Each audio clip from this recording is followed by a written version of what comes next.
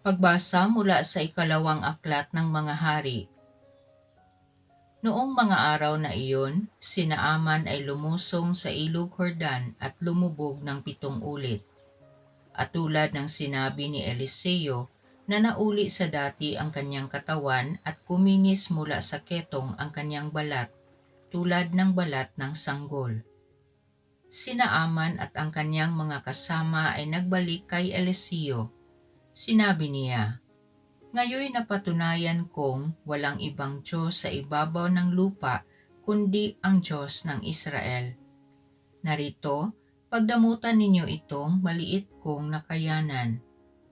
Ngunit sinabi ni Eliseo, "Buhay ang Panginoong Diyos na aking pinaglilingkuran. Hindi ako tumatanggap kahit ano." Pinilit siya ni Naaman, ngunit nagpakatanggi-tanggi siya. Dahil dito, sinabi ni Naaman, "Kung ayaw ninyo itong tanggapin, maari po bang kargahan ko ng lupa rito ang 2 kong kabayo? Mula ngayon, hindi na ako maghahandog sa ibang Diyos maliban sa Panginoon." Ang salita ng Diyos. Panginoong nagliligtas sa tanang bansay na hayag. Umawit ng bagong awit at sa puon ay ialay, pagkat yaong ginawa niya ay kahanga-hangang tunay. Sa sariling lakas niya at taglay na kabanalan, walang hirap na natamo yaong hangad na tagumpay. Panginoong nagliligtas sa tanang bansay na hayag. Ang tagumpay niyang ito'y siya na rin ang naghayag. Sa harap ng mga bansay na hayag ang pagliligtas. Ang pangako sa Israel, lubos niyang tinutupad. Panginoong nagliligtas sa tanang bansay na hayag. Tapat siya sa kanila at ang pag-ibig niya ay wagas. Ang tagumpay ng ating Diyos kahit saan ay namalas. Magkaingay na may galak yaong lahat sa daigdig. Ang puon ay buong galak na purihin sa pag-awit. Panginoong nagliligtas sa tanang bansay na hayag. Pagbasa mula sa ikalawang sulat ni Apostol San Pablo kay Timoteo. Pinakamamahal ko, alalahanin mo si Hesukristo, ang nagmula sa angka ni David, at ang muling nabuhay. Ito ang mabuting balitang ipinangangaral ko, ang dahilan ng aking pagdurusa hanggang sa magapos na tulad ng isang salarin. Ngunit hindi maigagapos ang salita ng Diyos.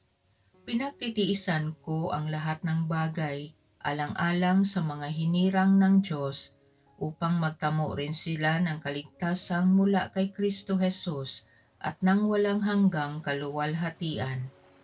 Narito ang kasabihang mapananaligan. Kapag tayo'y namatay na kalakip ni Hesukristo, walang salang mabubuhay na kasama niya tayo. Kung tayo man ay magtiis ng hirap sa mundong ito, magkahari naman tayong kapiling ng ating Kristo. Kapag siya itinakwil sa harapan ng mga tao, pagdating ng takdang araw, itatakwil niya tayo. Kung tayo may hindi tapat, si Kristo ay tapat pa rin, sapagkat ang sa Kanya ay hindi niya itatakwil. Ang salita ng Diyos. Ang Diyos Ama'y naghahangad, lagi tayong pasalamat, kaisa ng Kanyang anak. Ang mabuting balita ng Panginoon ayon kay San Lucas. Noong panahong iyon, sa paglalakbay ni Jesus patungong Jerusalem, nagdaan siya sa hangganan ng Samaria at Galilea. Nang papasok na siya sa isang nayon, siya'y sinalubong ng 10 ketungin. Tumigil sila sa malayo-layo at humiyaw ng, "Jesus, Panginoon, mahabag po kayo sa amin." Nang makita sila ay sinabi niya, "Humayo kayo at pakita sa mga saserdote." At samantalang sila'y naglalakad, gumaling sila. Nang mapuna ng isa na siya'y magaling na, nagbalik siyang sumisigaw ng pagpupuri sa Diyos. Nagpatira pa siya sa paanan ni Jesus at nagpasalamat. Ang taong ito'y Samaritano. Hindi ba 10 ang gumaling? Tanong ni Jesus. Nasaan ang 9? Wala bang nagbalik at nagpuri sa Diyos kundi ang dayuhang ito? Sinabi ni Jesus sa kanya, "Tumindig ka at humayo sa iyong lakad.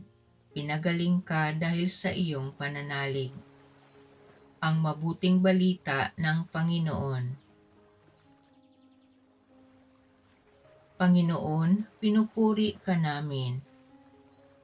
Para sa simbahan, ang pamayanan ng mga sumasampalataya, nawa manatili siyang maningning na halimbawa ng pananampalataya at pagpapasalamat. Manalangin tayo.